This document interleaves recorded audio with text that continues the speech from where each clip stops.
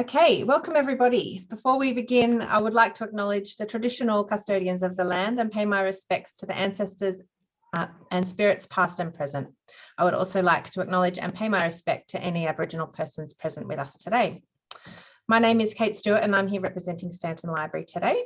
I'm very happy to be welcoming everyone finally to our Family History Month event, a bit delayed, but here we are on the history of surnames. With us today are several members of our family history group. So hello to you all, who in normal times volunteer their Friday mornings to help people research their family history using all of our resources at the library and the vast wealth of information online. This morning, I'd like to give a warm welcome to Karen Rogers from the Guild of One Name Studies, an international organisation that does research into the genealogy and family history of all persons with the same surname and its variants. Karen has been researching family history and studying her own family, the Lydiards, since, is that right? I'm not sure, you can correct my pronunciation later, the Lydiards, since the late 1980s. This research turned into a one-name study and she's been a member of the Guild since 2003. In 2006, Karen became the regional representative for New South Wales and the ACT for the Guild and has run weekend seminars weekend seminars for members in Australia and spoken to many family history groups about the Guild and one name studies. She's done research in Australia, the UK and the USA and spent close to a year in record offices over the years around the world researching her own family. So it's my pleasure to hand over to Karen now to tell us more about the Guild and the research that they're currently doing. Well, good morning, everyone, and thank you very much for inviting me to tell you a little bit about the Guild and surnames and a little bit about the history of surnames. As said, my name's Karen Rogers and I have been a member of the Guild since 2003 when I accidentally started a one-name study, which most of us do. So what is a one-name study? As most people wouldn't have heard of what it is. We research the genealogy and family history of people with the same surname, whether or not we are related to them. And we try and attempt to do that worldwide. Now, that's obviously going to depend on the surname that we study. Some surnames have not moved worldwide, so therefore it all depends on the name that we have under study. I know, but I'm trying to get onto. Okay, why would we do that? Most of us actually start doing a one-name study because when we've been doing our own family history, or that of our spouse or a name that we're trying to research, we've actually got stuck. Now that's true of mine. When I started in the 1980s, my father and my grandfather could not tell me where their grandfather or great-grandfather was born. So I attempted to just collect every single occurrence of the name and by process of elimination, worked out who he was. We might have noticed an occurrence of the name in question around a certain area of the country of origin. In my case, the Lydiards, it's actually what we call a locative name and it comes from North Wiltshire. So if you see on a map that the name is in one occurrence, chances are it actually comes from that area. And as I said, that if we thought that we'd collect all references of a surname, you thought something would click into place and you'd find what you're after. This was us in 2016, just showing you what you can do with a one-name study. This is the little village of Albourne in Wiltshire. And in 2016, I actually organised what we called a Lydiard gathering. Unfortunately, even though that's one of the villages that we came from and have been since the 1500s, there is sadly no Lydiards left up there anymore. So we decided to bring some back and we managed to bring back over 200 over that weekend. And it was actually a lot of fun. A lot of organising, but a lot of fun. And we made the BBC News, so we were pretty happy with that. And that was another thing that's actually in the church, which was the only place big enough to actually hold us all. Okay, one of the things we actually do, we sort of estimate the size of our study. Now, if your name you find that comes from the UK, if you take all occurrences in the 1851 census of the UK and multiply that by 10, that's going to give you a roundabout figure of how many of that name ever lived. Somebody with a much better mathematical brain than I in the guild actually worked that out, and it's actually quite correct. If you haven't got access to that, like we didn't have many years ago and we only had the 1881 census, you multiply that name by 7. Now, using my own name, that's about right, not including the 27 variants of the spelling of that particular name. There's going to be somewhere between 7,500 and 8,500 of Lydiards that ever lived. So it's quite a handy tool, especially if you want to undertake a one-name study, because you wouldn't want to take on a name like Smith or something because you'd never get through it. Okay, how do we start? We start by normal data collection. We just don't do family trees. Like, we will collect lists of birth, deaths and marriages that we can. Example, 1837 to now, which is online. In Australia, we would go through each state and collect every instance of the name. Then once we've actually done some of the data collection, it sort of makes sense, like where we are, and start family construction. And then we can start kind of work out where the meaning and the origin and the distribution of that name is today. Us of the Guild, we have a requirement to respond to any inquiries that we get. And we love to hear about people who want to inquire about the name that we've got under study, because we spend a lot of time on it. We try to publicise our study, and the Guild actually offers you a free website in order to do that. And we may or may not publicise the results, but we do work on preserving the study through our websites and through the collection through the Guild. We do prefer electronic because papers these days can get lost. So we do prefer electronic ways. Some of the tools that we actually use, and we're going to go through some of these in a little bit more detail, because we're actually studying a particular surname. Y-DNA is the DNA of choice that most of us use. Now, I'm going to go through a little bit of DNA in a moment, but basically Y-DNA remains unchanged through the male line through many generations. We collect certificates. I think I've got over 1,000 British birth, deaths and marriages, and many from Australia and the US. And obviously pre-1837, we actually collect parish records and put them in our study.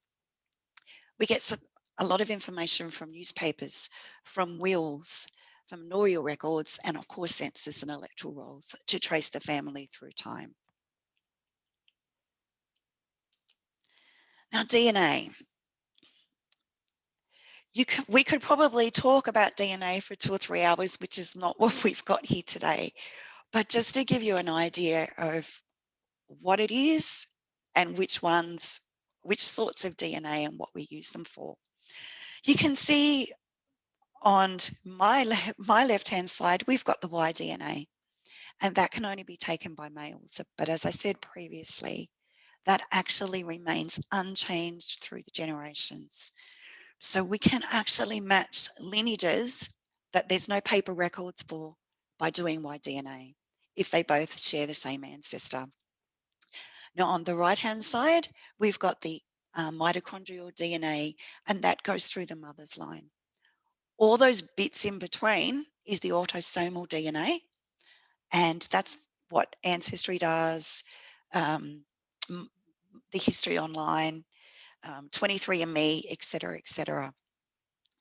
Now, autosomal DNA is probably not as reliable as Y-DNA, and here's why. Each of us have inherited 50% of DNA from both of our mother and our father. But what we have inherited back from that is different to yourself and your sibling. And that's what makes us different. Some of us may have inherited more from my father's side or more from the mother's side.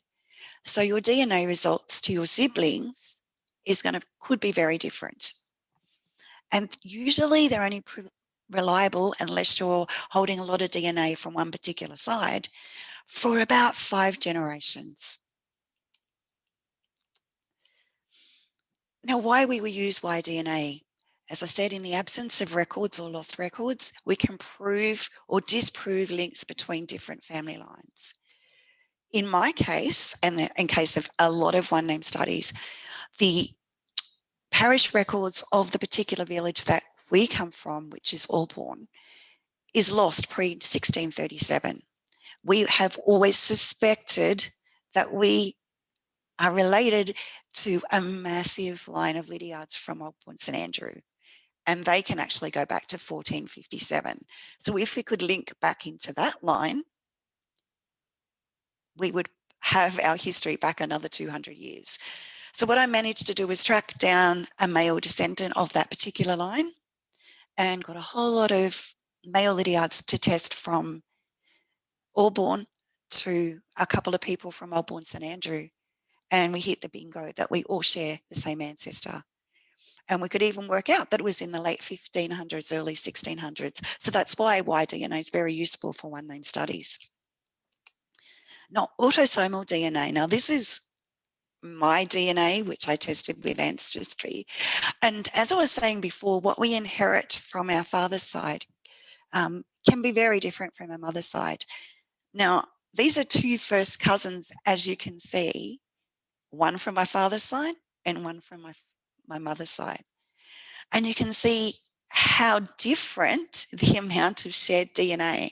I remember they're both first cousins of mine, so obviously I carry more of the Lydiard DNA than I do from the Greeley DNA, which is my mother's side. And that explains just a little bit of why you can get a different match from your siblings to what you have. And now on to a little bit about surnames. These are some of the surnames and what they mean. Okay, how did they begin? Well, like death and taxes, which are the only sure things in the world, basically that's why surnames actually started. We had a lot of poor forenames, the Johns, the Williams, the James, and I'm sure that those of us that have been researching back that far, there was actually not very many forenames. So how did the government or how did the rulers at that particular time decide who is A, eligible to pay tax, and who has? So surnames came into form. As I said, most date from the 13th and 14th century. Wales and Scotland were a little bit later than England, and some parts of Europe were around the 12th and 13th century as well. So the population started expanding at that time, and there was a very, very poor selection of forenames or first names. So there was taxes needed because we started to go to war in the 1300s. So we needed an ID. So, and also the way back, the inheritance from father to son, which we know happened in the manorial records and the rules of inheritance that were around at that time. So there's quite a few types of surnames around, and it's really interesting to work out where our surnames come from. Some of them come from locative, and it could be a distinctive feature of the place or named after a bridge or a hollow, etc., etc. Some examples of habitual names or locative names, Lydiard is one. If you look around North Wiltshire, you'll see there's Lydiard Dragoo's, there's Lydiard Millicent. So they would have taken their name, the family would have taken their name from one of those particular villages. There we go. And that's where it says it's a locational name from the village of Lydiard in Wiltshire or Somerset. The jury's out on where, but no doubt at some stage in my lifetime, hopefully I intend to find out where that is from. Names could be occupational, and that derives from an occupation. Example, Smith, which is why there's so many around, obviously came from blacksmith. You've got your goldsmiths, you've got chandlers, which actually is a candle maker. So when you look at some of the more popular names, chances are they are probably from an occupation. The name now, we may not understand what that occupation was. For example, there's an extinct name now that was actually spinster. And you'd think that, oh yes, that's an unmarried lady. It's actually not. It's a spinner of a wheel. So that's where that particular surname came from. Again, occupational. Another type of name is what we call patronymic, which simply means of the father. Now, anything that's got a son on the end of it will be one of these types of names.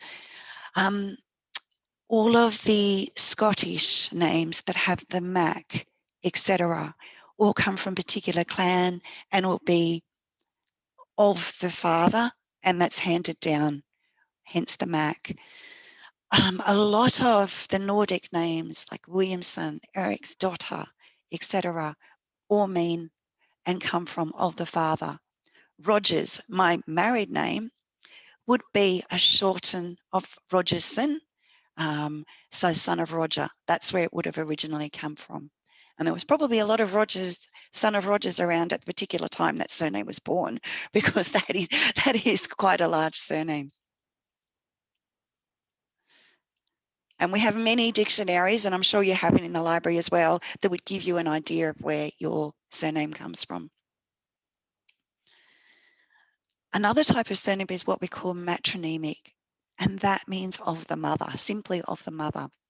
Now that's rather uncommon in many parts of the world, but where nobility was higher ranked, for example, our current queen, they would take on her surname. They have Windsor, because it, a means of inheritance, and she's of importance. There was also a lot of surnames that came from social positions, Stewart, bailiff, etc., etc. And that's what they would have called them. My favourite surnames and the ones that are most interesting are actually surnames that have come from nicknames. And you can imagine either friends or the Lord of the Manor decided that this is what your last name is going to be to distinguish you from everybody else. And I'm really not sure that the Kennedys of America would be very pleased to know that the original meaning of their name is ugly head. So also many names were based on a resemblance of individuals. For example, a peacock, woodcock, partridge, Bligh, which means cheerful. I'm not sure Captain Bligh was very cheerful, but that's what the original name was. And of course, many people born at Christmas have had the surname Christmas.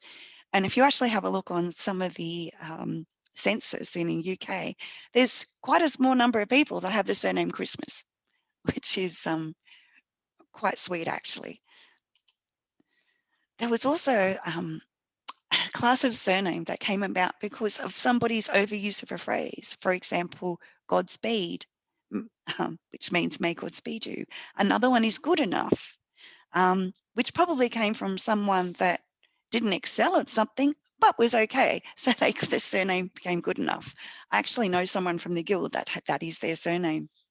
We've also got things like Debney or Goodbye, which is God be with you. Now once you get into surnames, and there could be many different spellings or variants. We call them deviants or variants. Now what a deviant is, basically in simple terms, it's just a name that hasn't evolved down time, and it's probably just an error in spelling. I have a really good one for the Lydiards just in a moment. And there you go. That is supposed to be Lydiat, Liddiatt, but someone has transcribed it as Tidiot. So that will be called what we would call a deviant, or a mistranscription, or just a misspelling of the particular name. So be careful sometimes. If you can't find someone's mistranscribed it really badly. Now a variant is a spelling that differs from the accepted spelling, but it continues to be used in a misspelled way and becomes what we call a variant of the original name. In my case, there is 27 ways of spelling it, and 25 of them are still used today, and we're not unique. If you've got a surname that has a lot of vowels in it, which we have, there can be Y's, there can be E's, there can be A's, there's I's. And don't forget that most of our ancestors didn't go to school because school was not compulsory in Europe until the late 1800s. It was only the very rich that had an education, or anyone from the church had an education. So they weren't the ones writing it down. It was actually the vicars or the lord of the manor or somebody else in authority that was actually writing them down. As people moved away from the original location of the name to the new vicar or somebody in that new village would write the way it sounded. And they've kept that spelling until today, some of them. For example, we have a branch of the tree that moved from Wiltshire to Somerset, and all of a sudden it's spelt Lydiard, but it's the same family. We've managed to check that out with records and Y-DNA as well. So that's usually the way that the variant occurs, and in most cases, they've actually carried on today. And this does not want to move.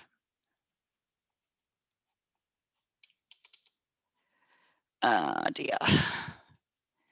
Slight technical hiccup. The screen doesn't want to move. Oh dear. Hang on. Here we go. The mouse died. No.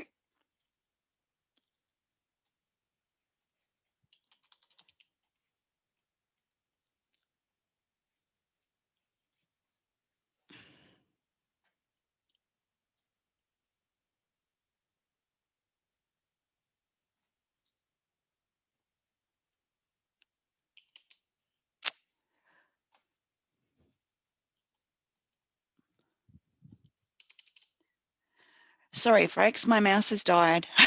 So's the keyboard. Here we go. When I was talking about variants, I just thought I'd show you a snapshot of a particular parish register in Wiltshire of my name. And again, this would be not very unusual for anyone's name in a village of that time. This is from 1615 to 1665. This is all one family. And you can see the many different ways that the vicars have written down the spelling of that particular name. So when you're researching, and I've heard it many, many times, that, oh, it can't be my family because we've always spelt it that way. Not always true. Not always true. And you can see some of this is father, son, brothers, and you can see the very different ways of spelling the name. So you think most of these wouldn't be able to read and write, so they wouldn't know what was being written down. And that's how variants actually start.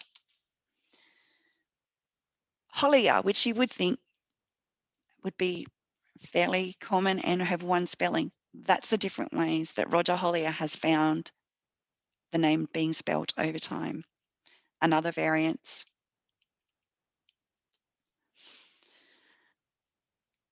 As I said earlier, the Guild offer many things for us. One of them is study details. And we'll go in and have a look at some surnames and what we've got on them and some of our websites a little later.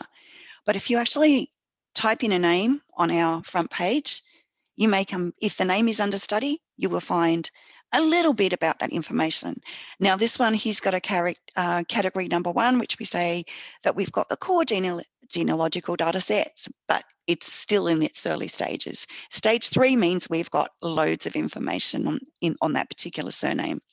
Another example for you, which we might go back if I can.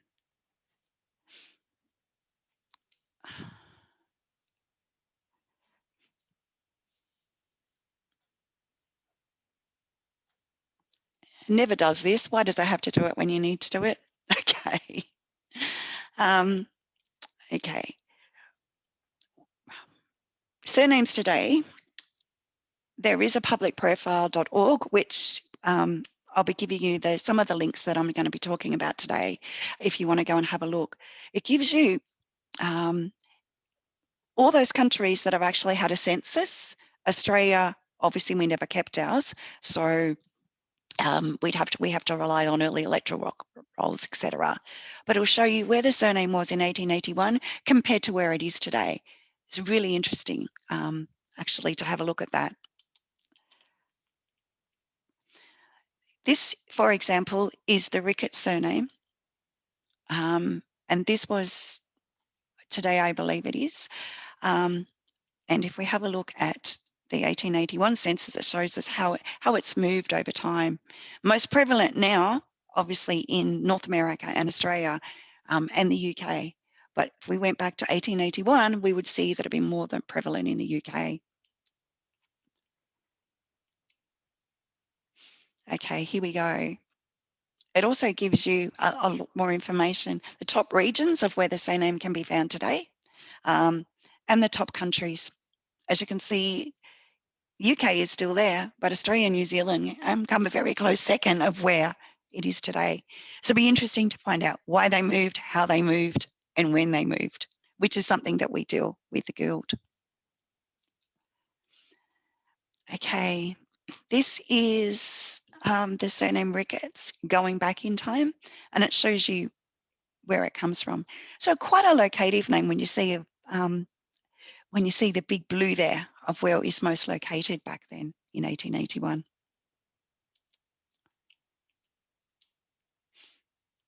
And in 1998, the same area, they've moved around. Okay. Just a little bit more about the Guild. We were founded in 1979, so just over 40 years ago.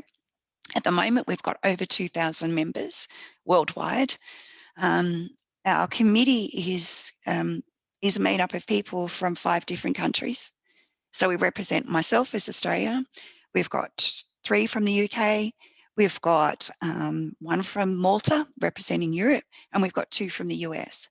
So we are quite a global organisation. We don't actually live in a physical building, so most of our interaction is online and through our website. We're studying over 3,000 surnames, but if we actually count all the variants that we have within those surnames, it's well nearly 9,000 names that we have listed on our website. And as I said, we have members all over the world. Some of the stuff we actually give our members is just a journal. We have seminars and conferences, and they can be in 3 different countries, not all at the same time. We do have our surname register, but that's online now. For our members, we just have an email list and Facebook. However, you don't have to be a member to actually come onto our Facebook and ask questions. We have a public Facebook as well. So if anyone's got any questions about our surname, we more than welcome them through our Facebook. If you are a member, we have an email alias, and that's usually your surname at onename.org. And what that does is if you happen to change surname, email addresses, which some of us do, you don't have to change it with everyone. If you use your Lydia, I use Lydia at onename.org, and you just tell the Guild where your native email is, and they'll do all the work for you. As I said, we do have our web profiles, which I showed you a little bit.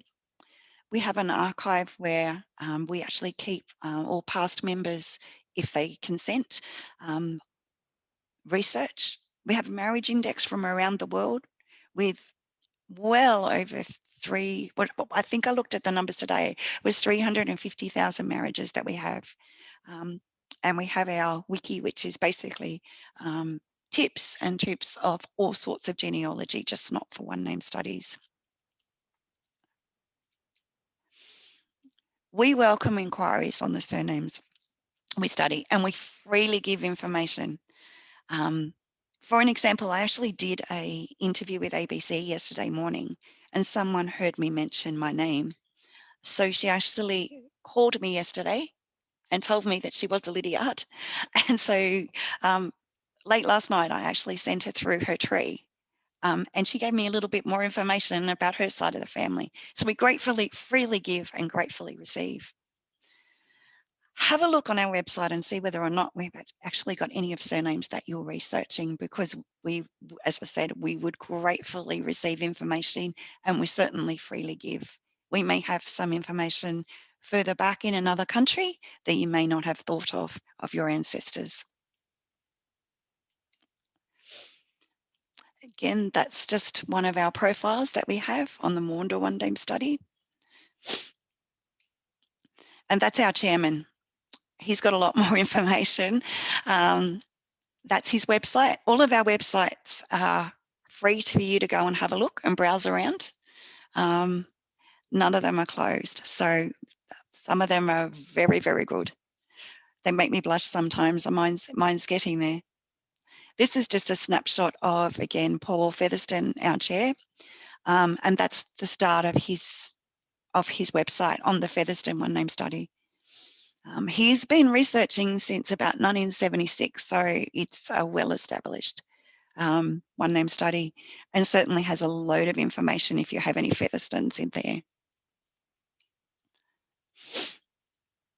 Now that's our current website, and anybody can go in there and have a look and type their surname in and see whether or not any of us have any of your surnames under study. And we'd welcome any feedback. That's our website.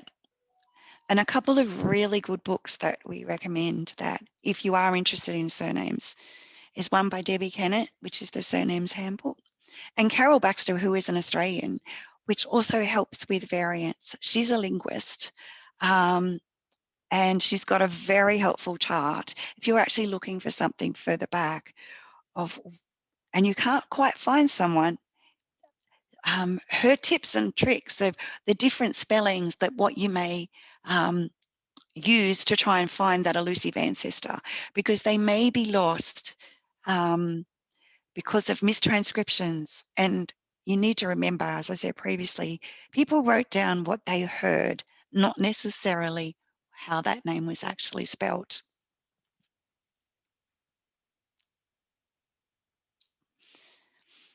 So your surnames, we're very happy to actually have a look if anyone's got any surnames they would like me to have a look, and I can share our website.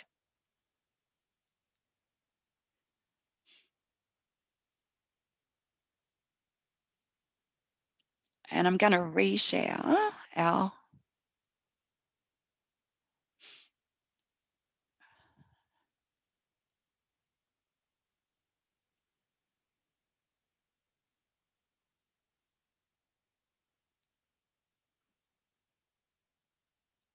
and it's not going to bring up Google.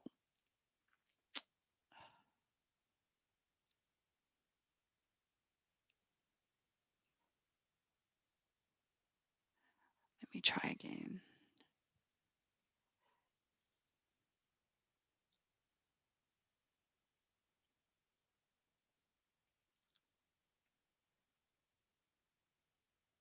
Aha.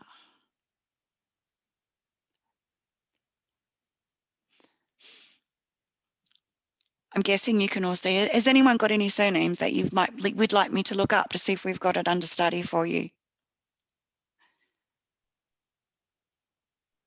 Yes, I'd be happy to. What's the surname? Bagnall, Bagnall.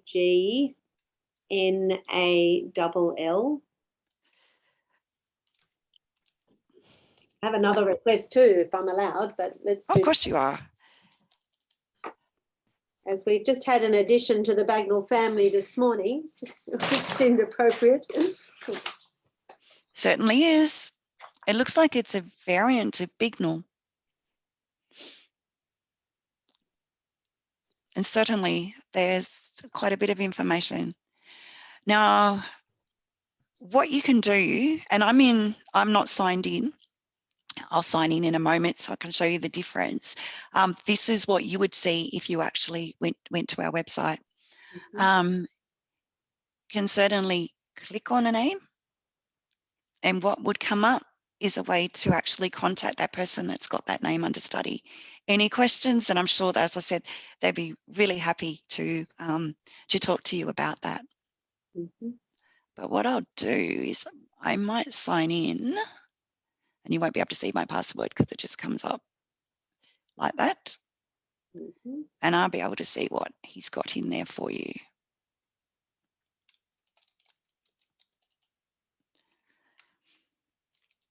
It doesn't like typing when you've got the camera on for some reason. Bluetooth, great when it works. Okay, so we've got 107 in the global marriage.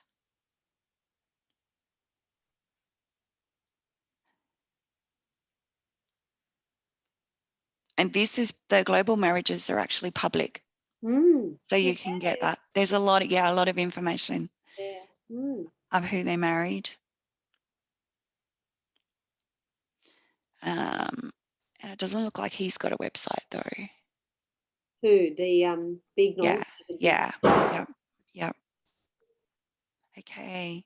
But yep, there is, and I would recommend contacting him and just saying, look, I'm interested in this surname. This is what I know. And hopefully he may be able to come back with some information to help you. Mm. Thank you. Karen, would you be able to tell us a little bit about the difference between member access and just as a, like, say for our group, how they might use this compared to what they would get as member access in the guild? There's a load of stuff that's that we get as member access. I've actually got trustee access because I'm on the committee, so I've probably got a little bit more than most of our members. However, all of the study information will come up to the public, but a lot of the resources, which there are many, will come up for members. So all our library and data stores.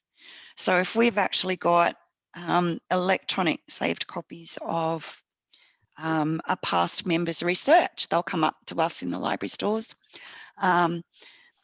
Because what we hope is that if a member has passed away or no longer a member of the guild, I didn't. no longer a member of the guild, we'd love to pass that information on to someone that's interested in that surname. All of our guild indexes, which comes up for us. The Global Marriage Index is the only one. Okay, here we go. This is what's available to the public. So the Global Marriage Index, the inscription index, our newspaper index, but members only. So we've got our probate indexes, like for example, I've got about 700 wills from Lydiard's, which I've contributed to our probate indexes. So many members have done that. We've got our marriage index, which is all of the marriages in the UK between 1837 and 1945 that we've actually collected. And what we do is we've got a particular spreadsheet that's been done from the guild, and we can press a button on our Excel spreadsheet and it actually comes up as a marriage certificate, just like it would there with information. So we actually transcribe them, click a button, and it can come up as a marriage certificate. And a lot of us have spent many hours in the archives offices going through the parish records, both old and modern. I've got marriages that that I've collected from the Wiltshire History Centre right up until 2011. If it's public, you're allowed to have it. And over there, there's no 100 reel or 50-year rule. Basically, you can order somebody's birth certificate from the UK that was born last week. So, like us, 100 years, which it makes it sometimes difficult. We have to rely on newspapers, et cetera, to actually, further our research. We've got the Birth, Deaths and Marriage Vault, again, which is indexed for all of the birth, deaths and marriages from anywhere and from any time. Depending on the country, though, we abide by the rules of that country. Like, even though we may have it, we won't release an Australian birth certificate that's within the last 100 years. And we've also got our library index as well. And this is just one section that's available to members. Our resource section, as I said, we've got past copies of every single copy of the Guild Journal coming back to 1979, which is available. All of the DNA, because we've struck a deal with Family Tree DNA, which we can get DNA discounts on DNA listings. Modern surnames, we've got a load of information on some, and for whatever reason, that's down at the moment, but I was only reading that last night. All of our services, as I said, our library and data stores, publicity and marketing is only actually available for regional reps and those of us that are in marketing. All of our events, both past and present, that have been recorded are actually available to members to actually watch. So we've actually popped them on our website. Some recordings are actually made available for non-members because as a charity that is registered in the UK, we have an educational remit as well. So we will do certain educational pieces for both Australia, both the US and the UK. One of our members does a FARAS course, which is specifically aimed at those that are starting a one name study. And we will release them, some of them. So we've got, that's going through our general news, that's only for members, the chairman's newsletters, and all of those studies and registered websites. If we go to our wiki, which is where now? They've moved it. There it is. There's too many things in here for me to go through. It starts off with how to do a one name study, all of our information on DNA, how do we set up a members website project, which is basically our websites, how do we preserve our one name study, information on surnames, some of which I've included in my presentation today, our education and learning, information on our software, maps, all of our useful forms and spreadsheets for one name studies, useful lists, and that is useful information and websites from all over the world that we've collated in one spot. So that wiki, as I said, it's many, many, many pages and constantly getting updated.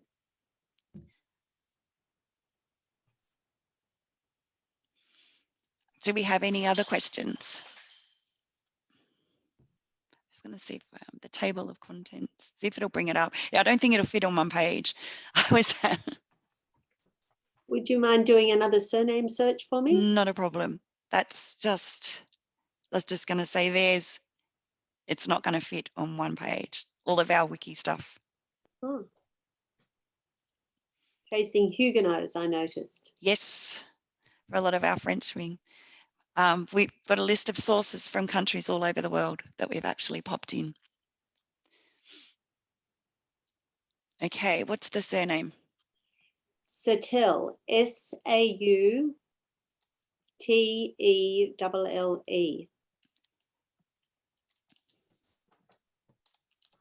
Is that correct?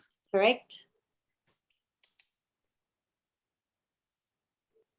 No, we don't have that one. Don't have that one. As I said, we have 8,400 surnames, but not that one as yet. So. Okay, thank you. And you're not going to find Smith or Jones because the length and breadth and the in-depth way that we do a one name study, you would need a team of probably a couple of 100 people to help you with that. We have a past chair that is researching the name Howe, H-O-W-E. Sorry, H-O-W-E-S, it's Paul Howes. He doesn't do any variants, but he's got a team of 25 people behind him, helping him research that name because it's so popular.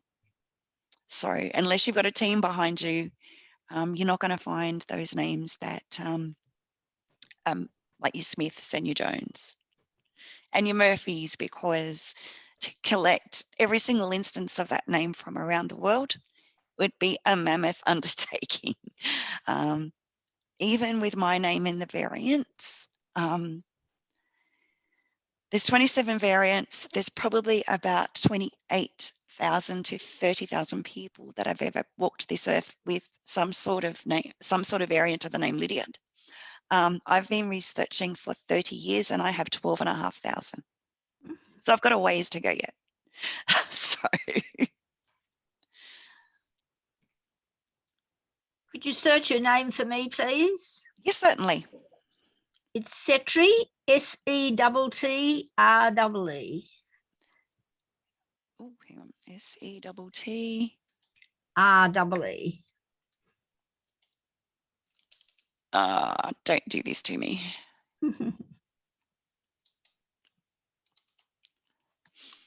Here we go. Actually, no.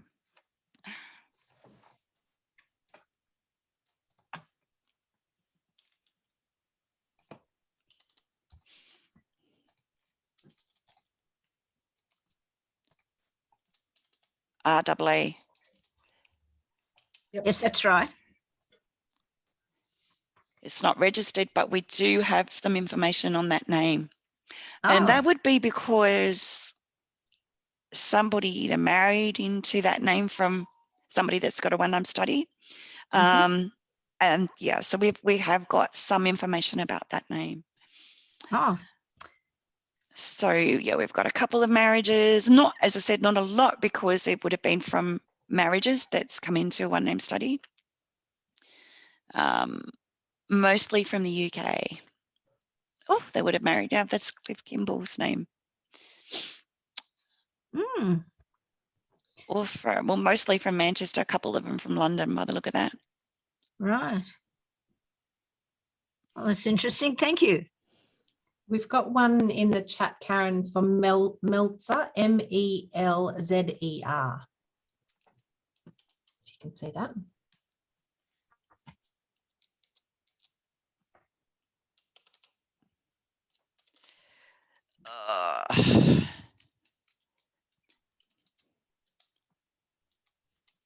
Yep. No, not at the moment. No. So this surname search, we can search as non-members. We can see what. Yeah, anyone Yeah. can search. Yeah. We used to have a book that we printed each year that we call the surname register. But as soon as it's printed, it's out of date because we have many members, new members coming in from all over the world. So it's a lot easier just to be able to have it on our website, and it's up to date. It's 24 hours old. Yeah. Is there any other questions?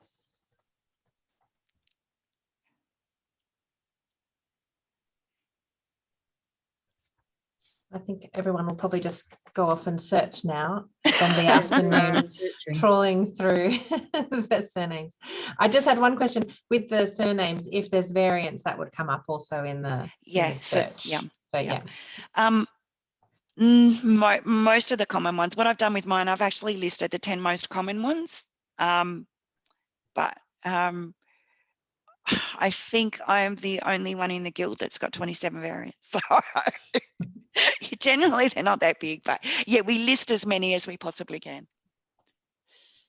Can I ask a question? Certainly. So there is a very much more common spelling of the surname Settle, but if you had any of those noted, it would have come up in that search you did, or not? Yeah, it would have. As you said, when we actually looked up Big Nell, it came up with Big Null.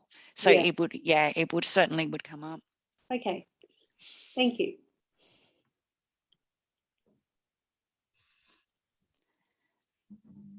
What I might be able to do for you as well. We have a look at Featherstone, and I'll just show you an example of one of our websites. And I know Paul's is excellent. So if you were to search Featherstone, you would see this as well. And you could also click on his website. And you will see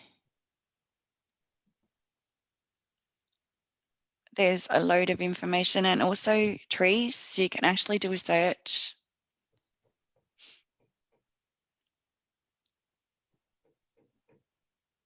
Let's have a look. And it'll actually bring up, let's have a look at you can see he's massive. His one name study is absolutely massive. Lots of information. And if you actually, let's have a look at William Featherstone. Let's go search people. All trees. So first name, let's go William. I'm sure there'll be a William Featherstone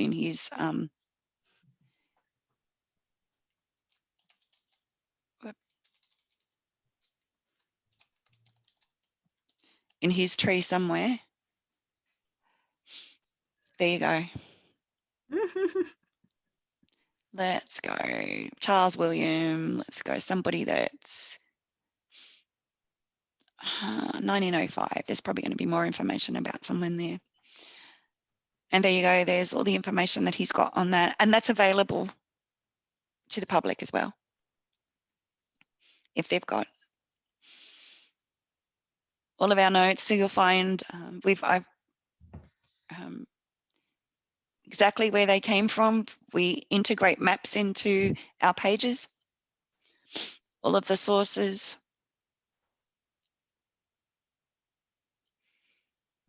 He's done a lot of work on where he was in various years. And if you really want to know more, that'll bring up a tree of who his parents were and as much as they know. Sorry, our websites, as I said,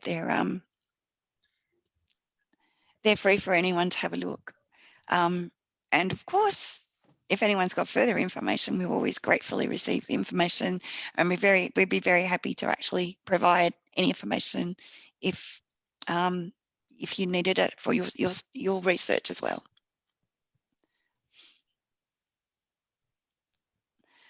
And if anyone wants to have any further information, I'm going to be leaving my email address, and I'd happily answer any inquiries in the future as well. Or if anyone's itching to go, yes, I want to start a study, help you with that one as well. So We've got at least another 4 weeks of lockdown here. So, you know, it's a good time for doing some family history research. Oh, but it's so annoying that I really need to go to the state archives, but I can't do that. So.